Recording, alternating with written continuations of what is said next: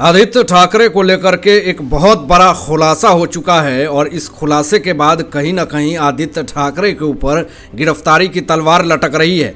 और आपको ये भी बताते हैं कि वो खुलासा कौन है जिस पे नारायण राणे जी ने बड़ा बयान दे दिया है। और आगे आपको ये भी बताएंगे कि एक शिवसेना का बहुत बड़ा नेता जो है वो गिरफ्तार हो चुका है उद्धव ठाकरे खेमे का। अब सबसे पहले आपको बता दें दोस्तों यहाँ पे कि जब से महाविकास आघाड़ी सरकार अपने आप में बिखरी है तब से उद्धव ठाकरे, एनसीपी और कांग्रेस जो है वो साफ तौर पे दिख रहा है कि लोगों में मनमुटाव चल रहा है।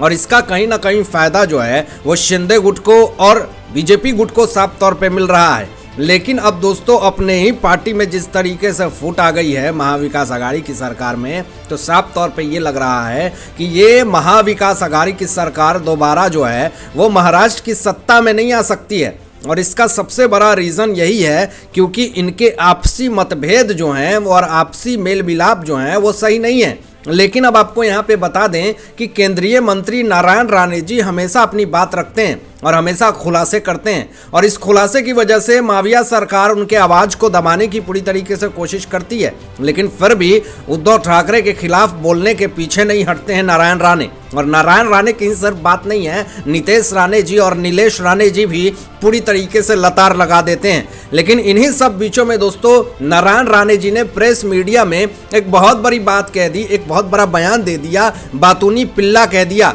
हालांकि नाम नहीं लिया है, लेकिन ये बातूनी पिल्ला किसको कहा ये भी आपको बता देते हैं। बातूनी पिल्ला इशारों में ही बेबी पेंगुइन का भी नाम दिया गया है नीतीश राणे की तरफ से।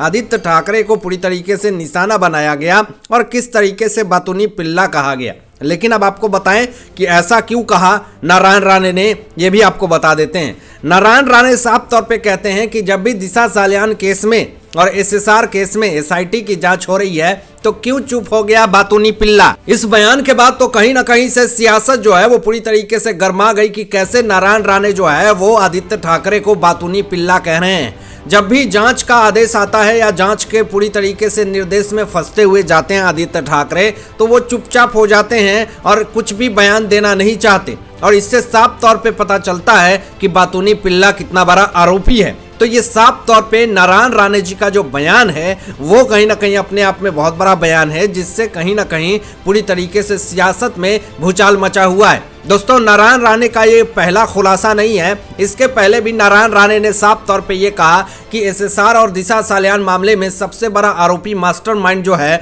वो आदित्य ठाकरे ही है। अगर जांच होगी तो इसमें सबसे बड़ा आरोपी जो है वो वही निकलेगा। अब इन तमाम चीज़ों की वजह से कहीं ना कहीं जो है आदित्य ठाकरे कभी इधर हड़ताल कर रहे हैं, कभी नागपुर में हड़ताल कर रहे हैं और ये खिलाफ रचा रहे हैं कि आखिर हमारे को नाम कैसे लिया जा रहा है दिशा सालियान मामले में, एसएसआर मामले में। लेकिन जिस तरीके से उनके ऊपर सारे बयान आ रहे हैं और जिस तरीके से वो आरोपी साबित हो रहे हैं, और ये भी कहा नीतीश राणे जी ने एक बार ये भी कहा था कि आखिर और इतने बड़े बड़े नेता विधायक हैं उन सब का नाम क्यों नहीं आ रहा है, आदित्य ठाकरे का ही नाम क्यों आ रहा है। इसमें कहीं ना कहीं वो सम्मिलित हैं तब तो। और नारायण राणे जी भी ने इस बात पर पूरी तरीके से समर्थन किया है। अब दोस्तों इन सब चीजों को सुन करके जो उद्धव ठाकरे खेमे हैं वो पूरी तरीके से नाराज है। माविया सरकार पूरी तरीके से सिर पीट रही है। उद्धव ठाकरे को ये खौफ डरा रहा है कि आदित्य ठाकरे मेरा सुपुत्र जो है वो राजनीति में तो उतना बड़ा करियर जो है स्थापित कर नहीं पाया, उससे पहले ही एक बदनामी सिर पे ले लिया है, क्या ये राजनीति में दूर तक नहीं चल पाएगा। तो ये तमाम सवाल हैं जिसका जवाब जो है वो उद्धव ठाकरे के पास भी नहीं है। लेकिन दोस्तों आपको आगे ये भी बता दें कि एक शिवसेना का बहुत बड़ा नेता कहें उनको गिरफ्तार कर लिया गया है। और किस विषय में आपको बताएं, तिहाड़ जेल में जो छोटा राजन है वो एक रिपोर्टर, एक पत्रकार के हत्या के मामले में आजीवन कारावास की सजा गुजार रहे हैं। लेकिन अब यहाँ पे दोस्तों जिस तरीके से मुंबई दाऊद इब्राहिम का गुर्गा वहाँ पे पल रहा है, तो वही दाऊद इब्राहिम का गुर्गा कहें या फिर शिवसेना उद्धव ठाकरे के खेमे का एक कार्यकर्ता नेता जो है वो जन्मदिन मना रहा था छोटा राजन का। तो यहाँ पे मुंबई पुलिस ने उस शिवसेना कार्यकर्ता को उद्धव खेमे के उसको गिरफ्तार कर लिया। अब इससे पूरी तरीके से सियासत जो है वो गरमाई हुई है। अब यहाँ पे इस सवाल का जवाब जो है वो नहीं दे सकती है उद्धव ठाकरे खेमे, क्योंकि इनके पास सवाल का जवाब हमेशा नहीं होता है। लेकिन अब सियासत तो गर्म हो गई है। अब विपक्ष जो है सवाल खड़े करने लगे हैं कि यही सारे लोग हैं जो आतंकवादियों के मजार पे जाकर के फूल चढ़ाते हैं, यही सारे लोग हैं माफिया सरकार जो कि एक अंडरवर्ल्ड का जन्मदिन मनाती है। तो कैसे है ये निर्लज सरकार, कैसे है ये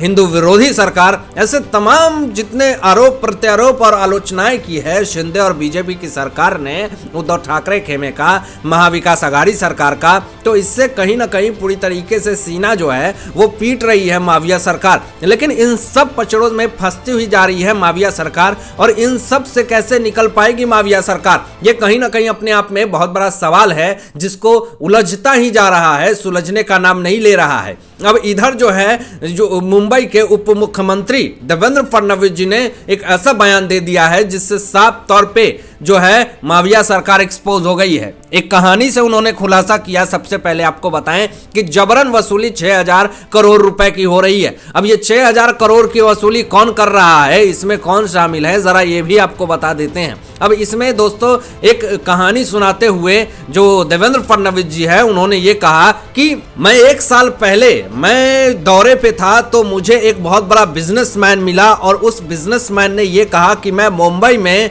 जो है वो 6000 करोड़ रुपए इन्वेस्ट करना चाहता हूं। लेकिन जब मैंने ये बात कही अपने टीम से और लोगों को जब पता चला तो मुझे रिकवरी कॉल आने लगे, मुझे थ्रेटिंग के कॉल आने लगे, मुझसे जबरन वसूली करने लगे। तो मैंने उस 6000 के प्रोजेक्ट को मैंने कर्नाटक में जाकर के इन्वेस्ट कर दिया। अब यहां पे दोस्तों एक प्रेस कॉन्फ्रेंस में पुणे में, नागपुर में ही देवेंद्र फडणवीस जी ने यह बात कही कि ऐसे जितने सारे दलाल भ्रष्टाचारी लोग हैं, पुणे पुलिस को, नागपुर पुलिस को साफ तौर पे ये कड़े निर्देश दिए हैं कि आप लोग तुरंत, नेता हो, मंत्री हो, विधायक हो या विधायक का बेटा हो या मुख्यमंत्री का बेटा हो, कोई भी हो, उसको तुरंत हथकड़ी लगाइए, उसको जेल के सलाखों के पीछे भेजिए। यहाँ पे देवेंद्र फडणवीस जी ने एक और खुलासा किया कि हमारे पास निवेशकों की कमी नहीं है, लेकिन निवेशकें आए कैसे जब इतने सारे दलाल भ्रष्टाचारी भरे हुए हैं। उन तमाम दलालों को पहले अंदर करना होगा, क्योंकि बिजनेसमैन आते नहीं हैं, उद्योगपति आते नहीं हैं, उनको डराने का कॉल होने लगता है, उनको धमकाने लगते हैं, उनसे पैसे रिकवरी का कॉल आने लगता है। तो इन तमाम चीजों में कैसे कोई भी इन्वेस्ट करेगी, ये कहीं ना कहीं अपने आप में बहुत बड़ा सवाल है। अब जिस तरीके से दोस्तों देवेंद्र फडणवीस जी ने यह कहा कि 1 साल पहले की यह घटना थी जो 6000 करोड़ रुपए इन्वेस्ट करने की बात एक बिजनेसमैन ने कही है, तो 1 साल पहले किसकी सरकार थी यह मुझे बताने की जरूरत नहीं है। महाराष्ट्र में 1 साल पहले क्या हुआ था यह भी मुझे बताने की जरूरत नहीं है कि महाराष्ट्र के पूर्व गृह मंत्री अनिल देशमुख किस आरोप में 1 साल से ज्यादा सजा काट के आए हैं। तो कहीं ना कहीं दोस्तों जो निशाना है वो साफ तौर पे जा रहा है माफिया सरकार के ऊपर। तो इसके खिलाफ जो है देवेंद्र फडणवीस जी ने कड़े निर्देश दिए हैं, और उन तमाम जितने भी गुर्गे हैं, जो दाऊद इब्राहिम के गुर्गे हैं, जो राजनीति से प्रेरित हैं, उन सबको गिरफ्तार किया जाए, हथकड़ी लगाया जाए, तब भी महाराष्ट्र जो है वसूली मुक्त होगा। नहीं तो बड़े बड़े निवेशक जो हैं वो दूसरे राज्य में जाते रहेंगे, और कहीं ना कहीं महाराष्ट्र की जनता जो है वो डेवलपमेंट नहीं होगा, सुविधाएं उनको नहीं मिलेगी, क्योंकि यहाँ पे इन्वेस्टर नहीं आएंगे तो फिर जॉब कैसे मिलेगा।